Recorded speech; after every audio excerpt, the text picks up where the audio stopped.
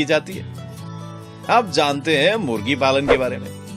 दोस्तों, हमें पता चला कि गाय और भैंस से हमें दूध मिलता है, और आपको यह भी पता होगा कि मुर्गी से हमें क्या मिलता है। जी हाँ, हमें मुर्गी से अंडा और मांस मिलता है। और अंडे और मांस की मात्रा बढ़ाने के लिए मुर्गियों की देखभाल की जानी चाहिए। दोस्तों, इसी को बोला जाता है मुर्गी पालन।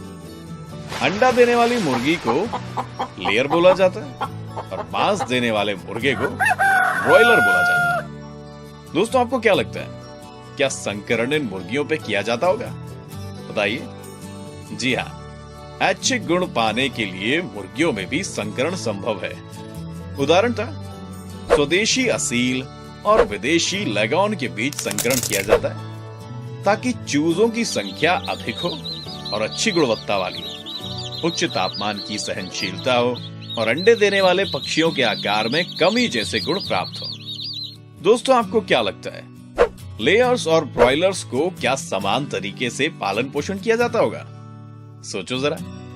जी नहीं, दोनों के पालन पोषण में अंतर है।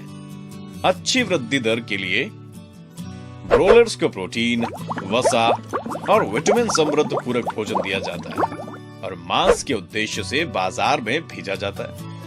और लेयर्स को अंडे बिछाने के लिए सही मात्रा में प्रोटीन और खनिज प्रदान किया जाता है, जैसे कि गेहूं, नमक, मक्का, सूरजमुखी के बीज इत्यादि।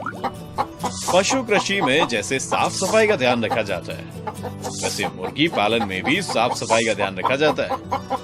मुर्गियों को रोग मुक्त रखने के लिए रोगाणुनाशी का छिड़काव और टीकाकरण भी किया जाता है। तो देखा आपने मुर्गी पालन कैसे किया जाता है।